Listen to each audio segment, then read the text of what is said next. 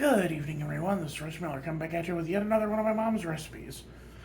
So, I'm getting my teeth out in the morning, and I figured I better record this before I do that. Um, so, we have one of my favorites that my mom makes, hash brown casserole. Also known as funeral potatoes, also known as cheesy potatoes. It's a magnificent dish. It's a comfort food and a staple of the holidays. Let's give her a try.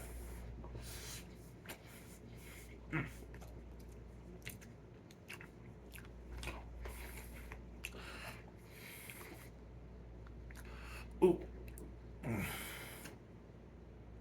I microwaved it a little too long. It's hot.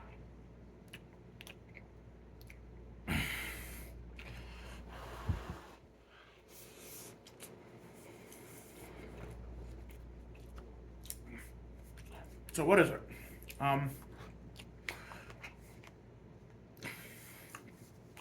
It's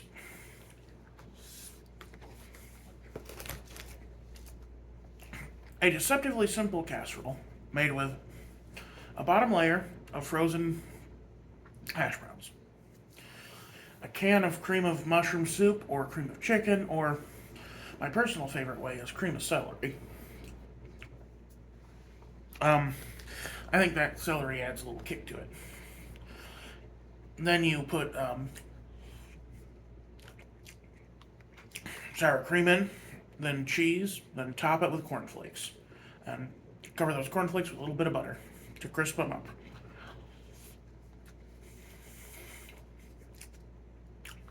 Then you throw it in the oven and bake it until golden brown.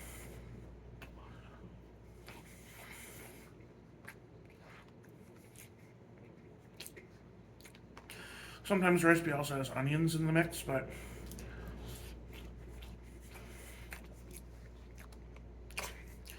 my mom didn't stop putting them in because her kids didn't like it.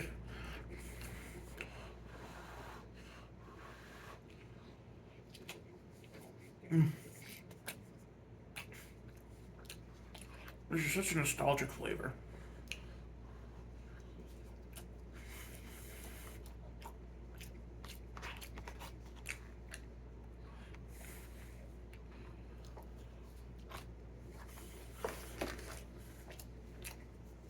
My grandma Nancy once tried it herself. Um, did an amazing job. And she tried a little innovation. She topped it with potato chips, which was a great idea. And the first couple bites were amazing, but the problem is that potato chips are inherently greasy.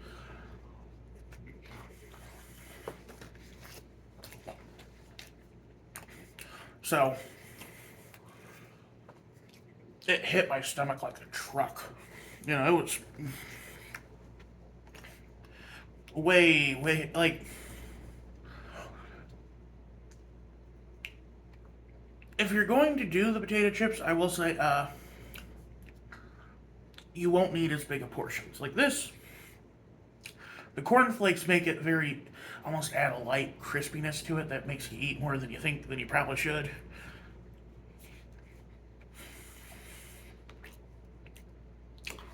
The only problem is it does not keep well. The cornflakes are a bit soggy.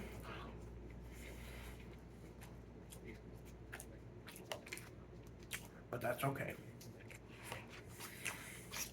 If you bring it home in a casserole dish, you could just throw it back in the oven so that it heats up a little more evenly and crisps up nice and good.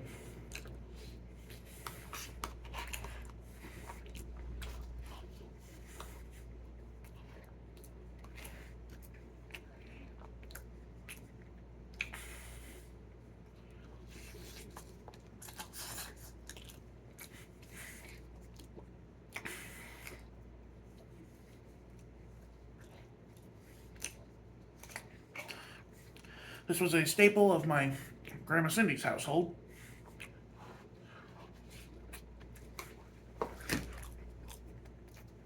Every Thanksgiving and Christmas we went there.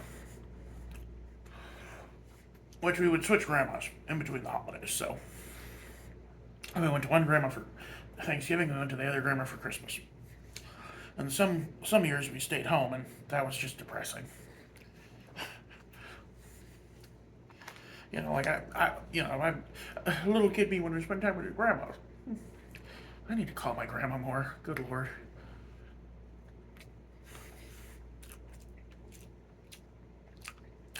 Moving a lot closer to one grandma, it has to be so infuriating for the other grandma who just wants, you know, I don't know.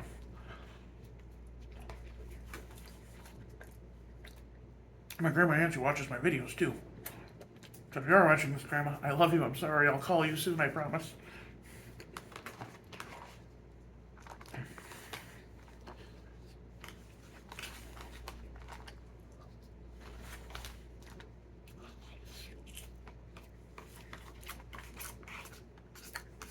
I'm expecting a lot more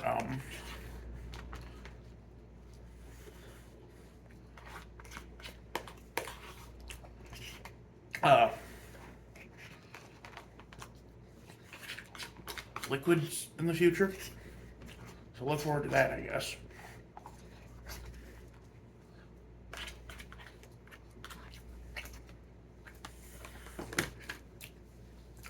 I'm also going to be demanding pain pills from the doctor because last time I went in, got teeth removed, they didn't give me pain pills, and I was miserable. Like, I have never been in pain so bad that it literally aggravated my depression.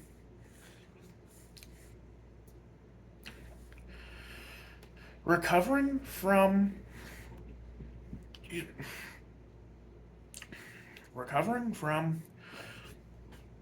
with my wisdom teeth extraction was the most suicidal I had been since starting my antidepressants.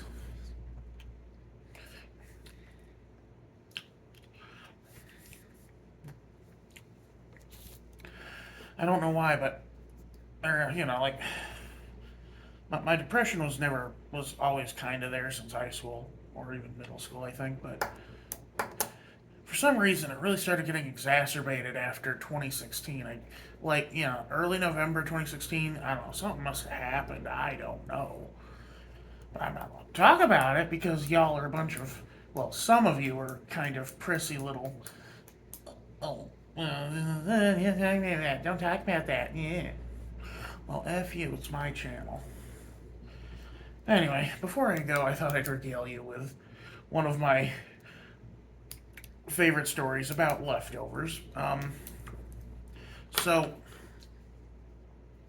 we were babysitting my grandma's dog, Ernie, for a couple of weeks. Now, Ernie was this big yellow lab.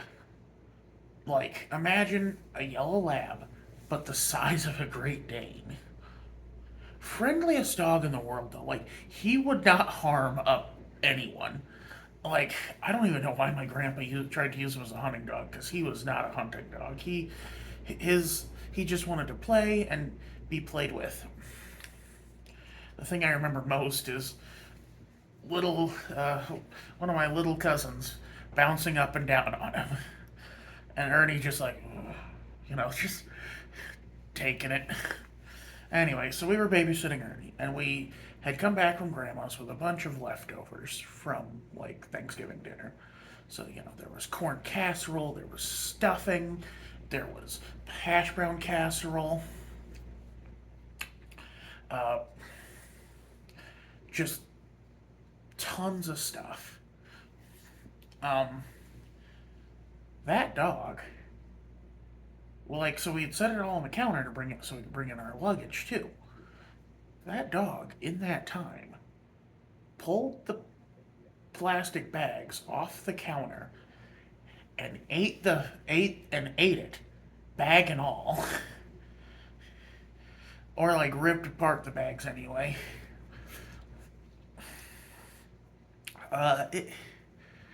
Ernie was a garbage disposal. That dog could eat and eat. There was a time when it was cheaper for my grandma, rather than buying, the big sacks of the dry kibble, she would make him this, like, rice and beef dish, and then, like, make tons of it and freeze it.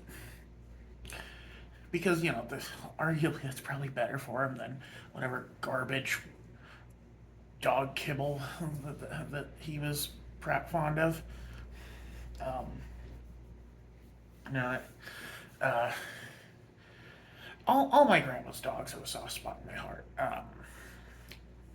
Right now she has Roscoe, who is this little dumpling of a Jack Russell, like just a big chunky boy. And it's not his fault. Grandma feeds him way too much, but uh, also he can't exercise too well because he's a rescue.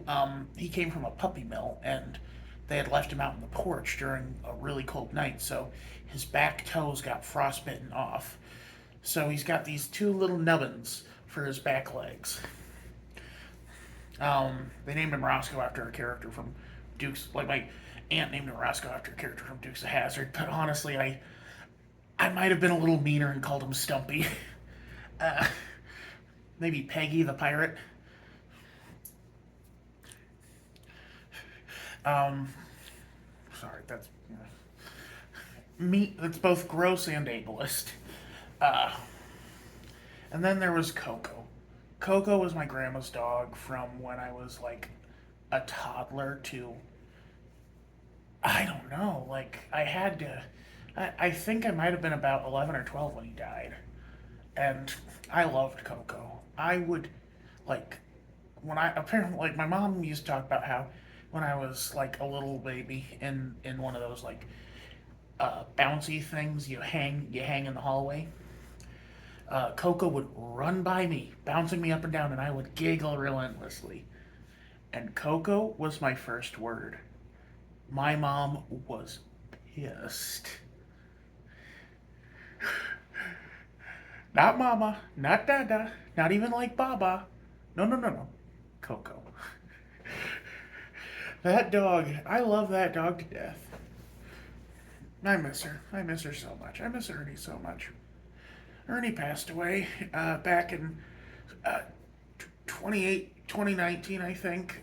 His hip broke and they had to put him down. He was an old dog, though. I think. That was a rough 2 years. I lost my grandpa in January of 2018,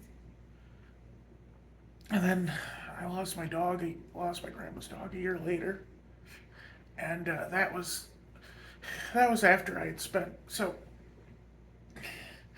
in late October 2018. I fell through the stairs, not down the stairs, through the stairs. Which, yeah, you could argue was my weight, but you have to understand that the house I was staying in at the time was very poorly made. The asshole had used nails instead of screws to secure the steps, and it was a very moist summer, so the wood was kind of rotted. And so, I one night was walking down and just scraped up my legs, but it was a miracle I didn't break anything. Well, I mean, break any of my bones. I had to get a tetanus shot, had to get x-rays. Doctor said I was fine other than the starting of arthritis, which has gotten progressively worse over the years. Um, I asked him if he wanted to treat it, and he said no, because my doctor's an asshole. Anyway, so during that time, I stayed in my one of my grandma's spare rooms. I played Red Dead Redemption 2, and I had Ernie as my companion. And that time, he really helped me through that because he would come visit me, and I'd hug him and stuff. And now he's gone. Sorry, I didn't mean for. God damn it! I didn't. I don't want to be emotionally manipulative. Like, I didn't want to get fucking teary-eyed. Sorry, but no, I don't even know if I can post this video now. I'll have a good one. This is really good. It reminds me of happier times. Pet your dog. Give him a kiss. Don't hurt him. This is Royce Miller. I'm outie.